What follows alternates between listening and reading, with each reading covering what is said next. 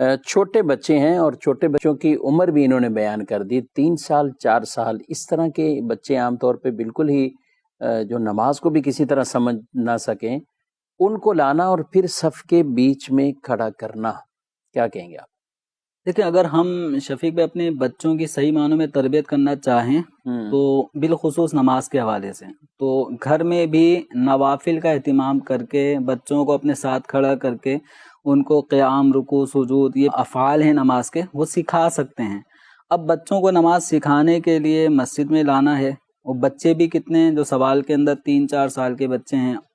6 سال سے کم عمر کا بچہ عام طور پہ ناسمجھ ہوتا ہے۔ اس کا شور شرابہ کرنا، کھیلنا، صف میں گھومنا پھرنا، یہ کیا ہوتا ہے کہ اس کی اپنی نماز تو ہو ہی نہیں رہی، اس کے صف کے درمیان کھڑے ہونے کی وجہ سے گیپ آیا، اسپیس ہو گیا، خلا ہو گیا۔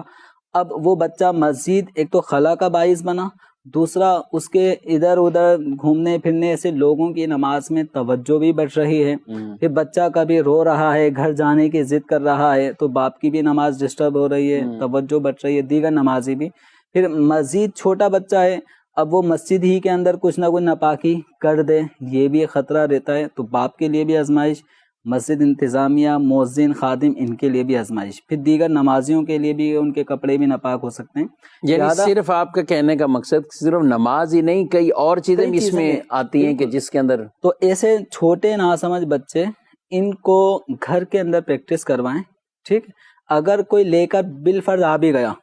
تو اب اپنے ساتھ کھڑا نہ کرے صف کے درمیان میں، اس کو چاہیے کہ پھر کونے میں ہی کھڑا ہو، اگر صف بنتے بنتے اور وہ جگہ باقی ایسی بچ گئی کہ جو کوئی آدمی بھی کھڑا نہیں ہو سکتا، تو چلیں یہ بچہ وہاں پہ کھڑا ہو گیا اور وہ شور بھی نہ کرتا ہو، اس سب چیزوں کا خیال رکھیں، لیکن درمیان میں کھڑا کر کے صف انقطاع صف کا باعث نہ بنے۔ اب ان کا جو اصل سوال تھا سائل محترم کا کہ اس طرح بچے لانے سے، صف کے درمیان میں کھڑا کرنے سے بقیہ نمازیوں کی نماز ہو جاتی ہے، تو دیکھیں نماز تو ہو جائے گی، باقی رہا یہ معاملہ کہ اس بچے کی وجہ سے قطع صف ہو رہا ہے، تو یہ عمل ایک الگ بات ہے۔ اب آپ اس قطع صف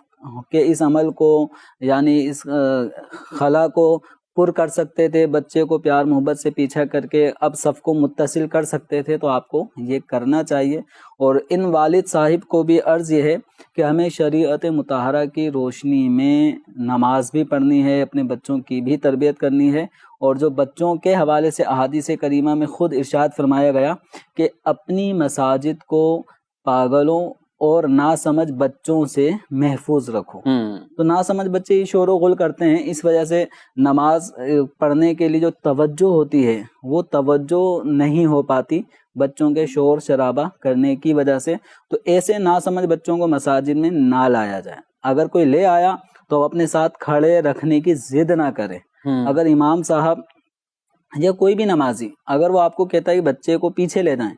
اب آپ کھڑے یہیں کھڑا ہوگا، اب یہ نمازی آپس میں